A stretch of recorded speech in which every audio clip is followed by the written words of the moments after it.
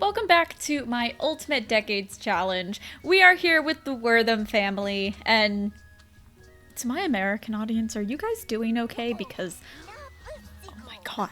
I did want to just kind of put out a little disclaimer because, like, creating content right now feels very bizarre of a lot of emotions, but we do have a venting channel in the Discord, so if you need to emotionally process, vent, just like talk about what's been going on in America and outside of America in a safe space, we do have that available.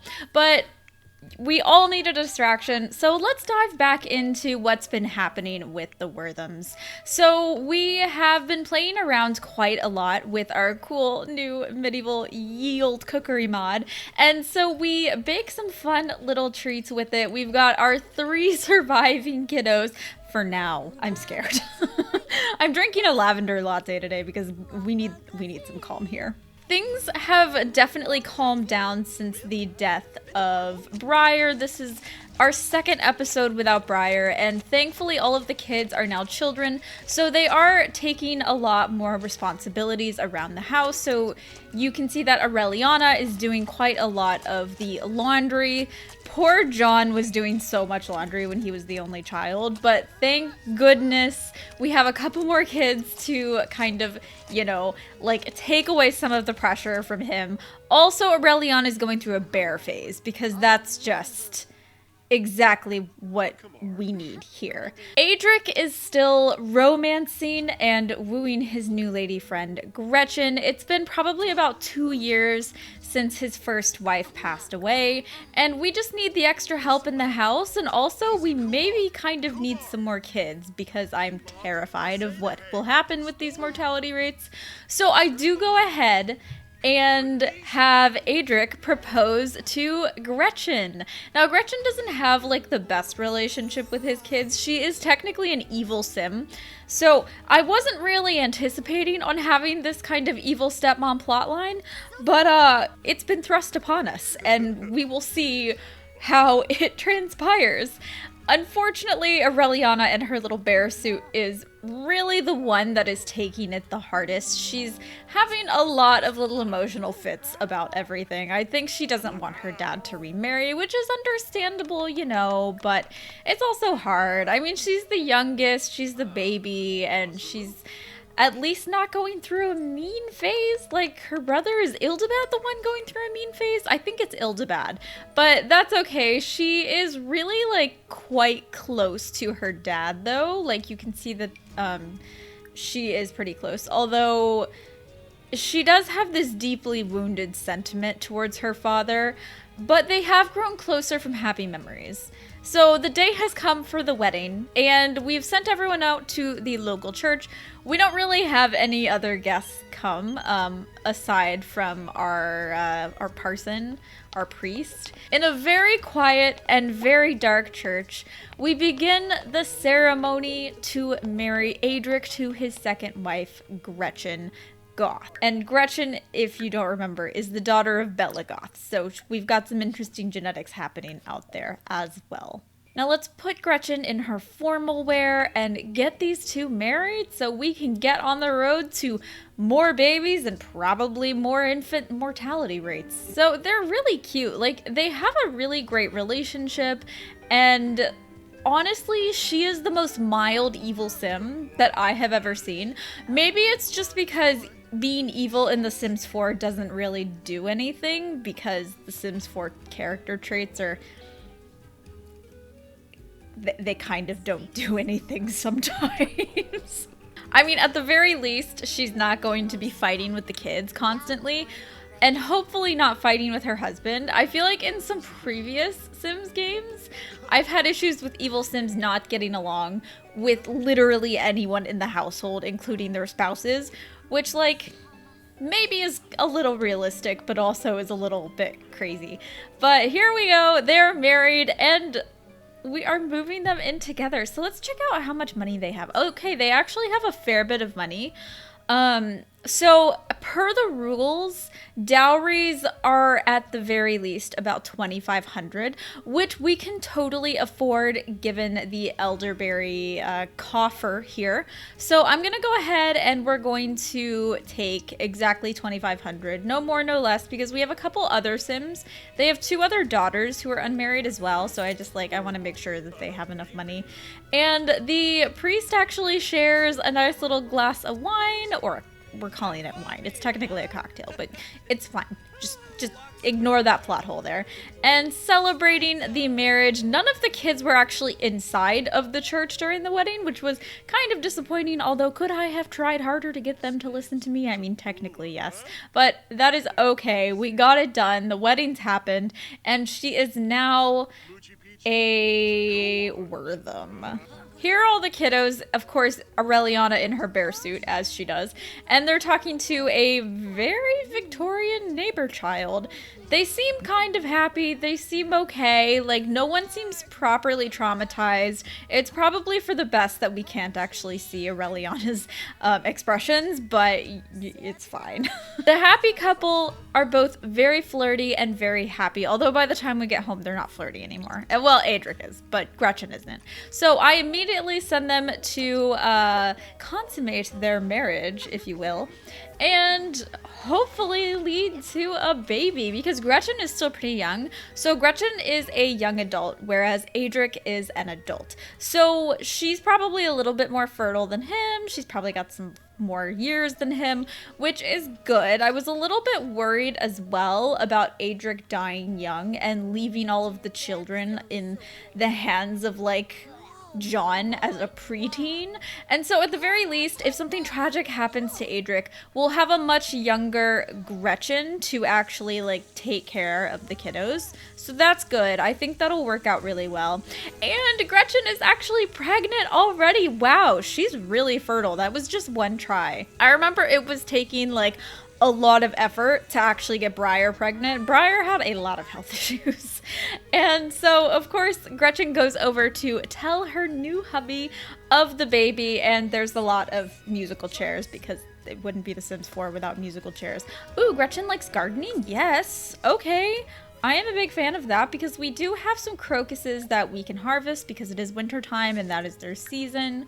So, good news, because Adric hates gardening, he hates cleaning, and he hates mechanical stuff. I don't think he hates cooking. I think he likes cooking, but that's literally the only domestic-like thing that he doesn't hate. So with the addition of the 2,500 simoleons to the household, I decide that it's time to kind of expand the farm a little bit. So what I want to do first is get them another cow. I think we have enough chickens, and we'll continue to kind of like reproduce more and more chickens as we get hatchable eggs. So that's really the only way that I'm worrying about the chickens at the moment. So we've got ourselves a little cow. It's our first cow of the challenge, which is really exciting. The cows are super cute in this game, although I still have a lot of feelings about them being tied to these little sheds. And we actually have a little money left over to expand the house a little bit. So you can see that we've made a little walkway into a nursery, and then we've made the kiddos' bedroom a lot smaller. It's very cramped. There is not room for much at all because we've got 3 beds stuffed in there, but it's all we can handle at the moment. It's all we can afford. I mean, we gotta save money for bills and stuff. So Gretchen, for her first meal with the household, makes boiled eggs because apparently the only thing we have in our inventory is eggs. I decide to send her off to the market. We have those medieval markets through the Yield Cookbook mod. And so she can kind of like go out and like get acorns and flour and butter and all of that stuff.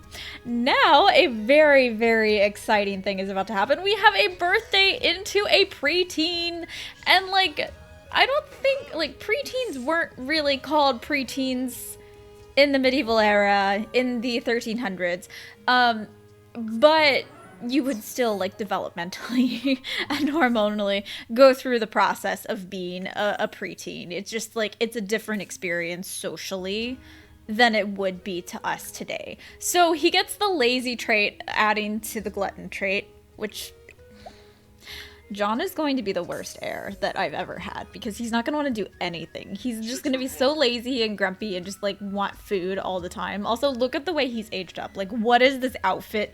Why do you look like this? Oh my god, it's absolutely tragic. So we better nip into Cass real fast and get this fixed. So here he is. I discovered that I have a lot of issues with red hair with my custom content. This is one of the worst parts about Alpha CC, is that red hair, like, is just non-existent. Why not? I don't know. It's either like pink and purple and like bright magenta, or it's like ginger. Like, there's nothing that actually matches the childhood red hairs that I have for boys, but there's plenty of that for girls. Yeah, it's a whole thing. It's a whole thing. I tried downloading more custom content and I still wasn't happy, but this is how he looks. I think he's adorable. We give him his freckles back. 1314 arrives, and we do see John developing more of his personality. Although he's a bit lazy and really, really loves food, we can see him playing the air lute and just kind of rocking out and having a good time. Aureliana, despite it being a new year, is still in her bear phase. I have a feeling the bear phase is going to last for quite a while. John has taken over a lot of the responsibilities taking care of the animals, so it really switches between John and Adric when it comes to taking care of the chickens, of the cows. Sometimes I let Ildabad actually take care of the chickens because he can, as a child, you know? And since her husband absolutely hates mechanical stuff, hates handiness, we actually have Gretchen do a lot of that. However, since he does like to cook, we actually end up with like some family cooking that actually happens autonomously. I didn't realize that the whole like family cooking interaction could happen autonomously, but it's really cute. I like that they all just kind of gather around their father. It's time for the baby. I'm so excited. I can't wait to see what we get. I'm kind of hoping for another girl at this point, just because I feel like, I don't know, like cosmically we need some more girls in this family to even out the women that we've lost in the Worthame household. But you know what? We will take whoever we get. I do not mind. Absolutely not at all. All right, so what's it gonna be? It's a boy! We've got another boy! Alright, so we're gonna name him Auden. And I have just been using a medieval name generator for these, but I love the name Auden because it reminds me of one of my favorite poets, William Auden. I think his name's William. It's probably William. Oh god. My former English major self would cry. I say former because I then became a history major. So, as you can see, we're actually aging up Auden immediately. And a lot of you probably know what that means. That's right, he does not survive the infant mortality rates, which is really tragic. He's so cute, and he looks a lot like his mom, and is precious. So I fixed him up real quick so his ghost will at least look good. But unfortunately, he's gonna pass away. Originally, I was going to use the Life Tragedies mod like I do otherwise, but it just didn't make sense because, like, I think it would make more sense that he's a stillborn. Unfortunately, the death animation is a little glitchy on toddlers. A little glitchy. If you guys have any better suggestions on how to kill toddlers, and I understand the way this sounds, algorithm, it is The Sims. It's okay. Oh god, yeah. So he just like dies looking all like langly and weird. But the whole family sees what happens. They see the stillbirth and of course are in mourning. John comes to find the infant and is kind of just like dissociating, I think, at this point. Like, he's crying and then he's smiling and then he's crying again. But like, John has seen it all. He's lost his mom. He's lost what, like 3 siblings at this point? Is that right? Is it 3 or is it 4? I think it might be 4 at this point. He's lost a lot of siblings. And so Grim comes like, yeah, these guys again. Fantastic. And takes little Auden away, which is really, really unfortunate. I know that some people, like Morbid Gamer, like to just use the like CPS function, like you shift click on it and like the baby like disappears. But I like having the graves. So we went for the graves instead. However, life moves on. The whole house is really pretty traumatized at this point. Everyone's very sad. Every single sim. Even Aureliana, who just didn't really want the baby. What is happening? Oh my god, you were just pregnant and now you're dying of a sickness? This Dickensian sickness mod takes no prisoners. This is so bad. Everyone is dying on our lot. Well, this isn't even like on our lot. Wait, does Grimm actually come to get these people? Oh my god, there's Sharon's grave. That's the ghost that's been kind of like wooing Briar's ghost. Where is Grimm? There's Grimm. Okay. Wow. This is another moment where I do really miss The Sims 3, where we actually had functional cemeteries. EA, bring back cemeteries. That's all I gotta say. Thankfully, some good things from life are still happening. Everyone is enjoying food. We have some puddings, and we've got fresh, clean laundry. Like, the kiddos are really upset. But Adric is the one whose mood is definitely the highest out of everyone in the household. I think he's just a little bit hardened to child death at this point because there has just been so much loss in his family. Aurelia's taking it pretty hard. We see her crying at the graves and just generally being so properly miserable. She sighs. She just like doesn't know why life has to be so hard. Because even though people experience death on a very regular basis in the 1300s, that doesn't mean that it makes it any easier to emotionally grapple with. And Mama Gretchen is, of course, also mourning her child as well. That was her first baby, and to lose her first baby just feels really, really cruel at the moment. So we give her some space, and we see the two girls kind of like bonding over mourning. Ildabad tries to take care of his little sister and, you know, make sure that she's doing okay, like, make her feel a little bit better, and they actually have a crazy high relationship meter. I mean, look at that. It's almost completely full. It might actually be completely full, which is probably the highest relationship that we actually have in this house. So that's really sweet to see. Oh, Gretchen, you're making me really sad. At least she's crying for the right grave this time.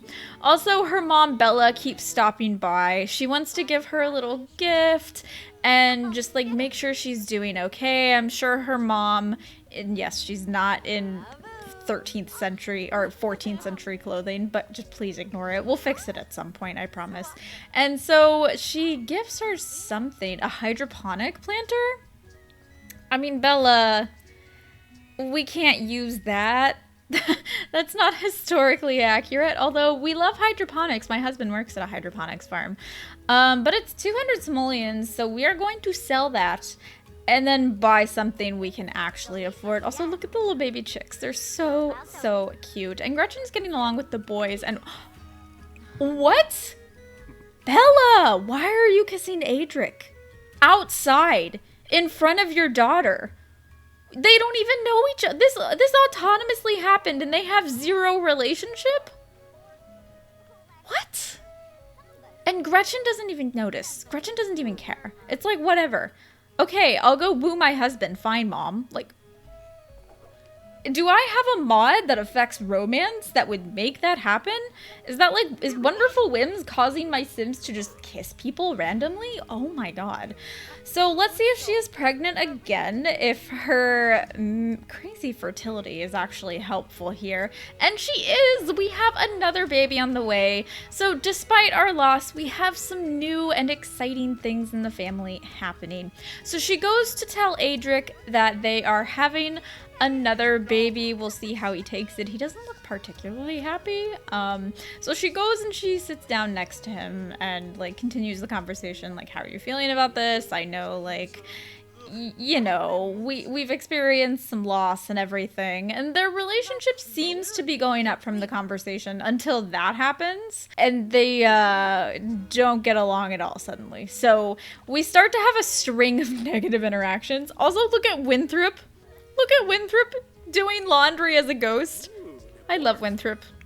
Winthrop, come back to us, honestly. Like, you were the backbone of this household, and I wish I was exaggerating. But anyways, life moves on. We've got some quiche, like some egg and spinach pies going on. And everyone seems to be doing okay. We're really excited for the new baby, except for John and Aureliana. They're the only ones that are still having the kind of like negative moodlets, unfortunately. And now we actually get milk, which is super exciting that we can have milk. I love having milk in this game. I really would love like to churn butter and stuff like that. But of course, I don't think there's a mod for that yet. If there is, send it my way because I want to churn some butter. And we also lose a couple plants, but it's not like to the same degree that we've been losing plants before. Like, I don't think it's a glitch. I think they just died. So that is going to be where we end off today's episode. I know it's a lot of child death.